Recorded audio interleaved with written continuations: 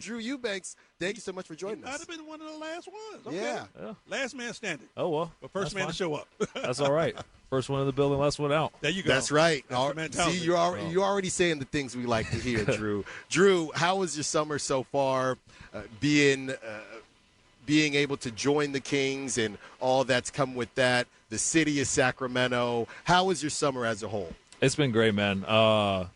Going into free agency, really I wanted to get with a team that was going to believe in me and give me the tools to, succeed. And so far, meeting with all the coaches, meeting with the players, everybody here has been great.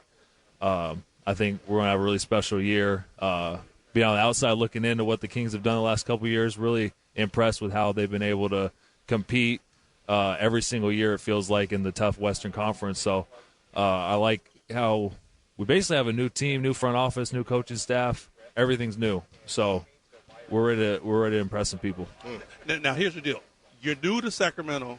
You're new to the team, but you're not new to the league. So, so you've walked in this building before. Tell us what you think. What did you think about Sacramento coming in as an opposing player? I'll be honest. I hated it. I hated coming here just because the fans get so into it, and they're letting you hear it from behind the bench. You're getting in arguments, yelling at fans, and they're yelling at coaches and all this stuff. So I'm excited to be on the other end of that and have that sort of camaraderie and the fandom cheering us on. I think the most similar place I played in that's similar to this place would be Portland, where they're just there year round, just supporting the team, and I feel like that's how Sac is. Because there's no other team here besides the A's temporarily, but they really rally around the Kings. Talking to Drew Eubanks, Kings big man. Drew, how do you see yourself fitting alongside Domantas Sabonis in terms of the front court responsibilities, things you think that you can kind of help out with and learn from Sabonis and vice versa? How do you see yourself fitting alongside with Domas? Yeah, I've always admired Domas's game from afar. It's been tough guarding him over the years. Just the way he's able to handle the ball, get guys moving on offense. Like, he runs just a lot of, hey, he's got the ball, screen, guys run off of him, get easy points. That's how I like to play. I like screening to get guys open. So I think bringing a physicality off the bench, playing with him at the same time every now and again will be good. But, man, I've just been a huge fan of his over the years. And, like I said, I didn't like coming to Sacramento because I knew I was going to have to guard him, catch a couple elbows. Yeah.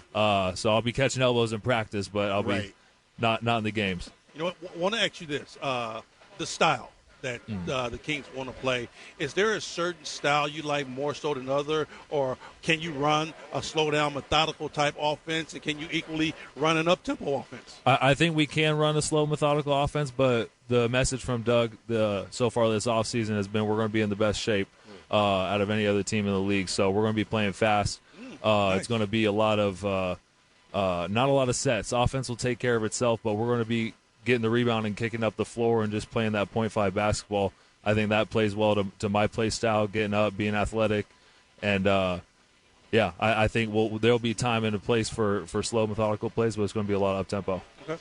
Drew Eubanks, if there's a Kings fan right now that might not be as familiar with who you are as everybody knows the name, but who you are as a basketball player, how would you describe yourself to that Kings fan listening in their car right now or watching on YouTube? How would you describe yourself as a player? I would describe myself as a guy you'd want to have on your team. You'd hate playing against, but want to have on your team. And I just try to bring a sense of physicality to everybody that I play against.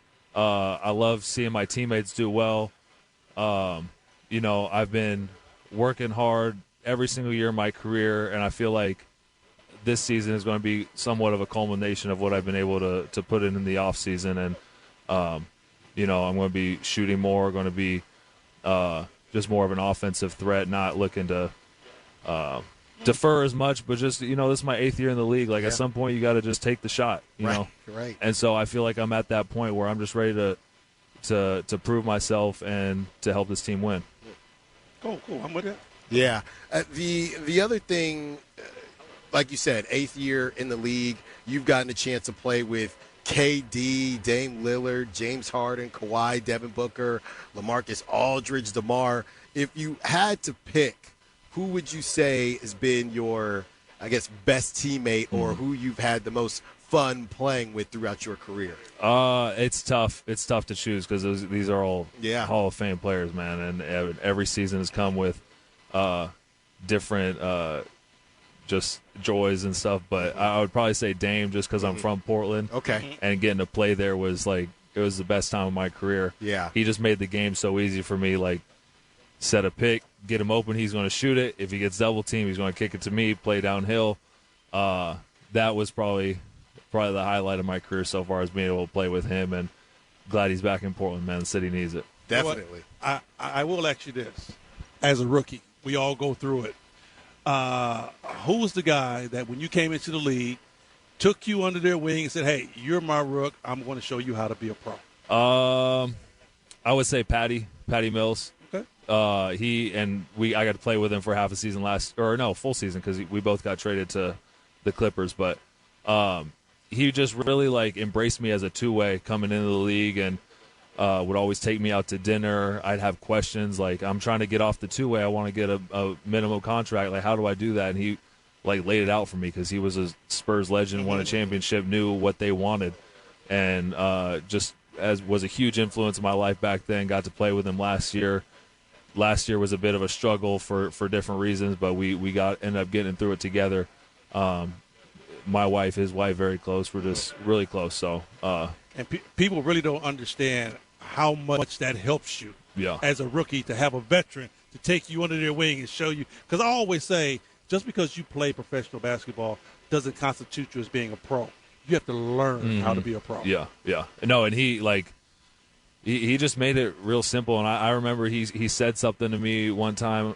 I was like, what do I need to do to strive to thrive and stick around the league? He's like, man, if you can just rebound, play your ass off, defend, just do all the things you need to do, like you'll be in this league for as long as bring energy.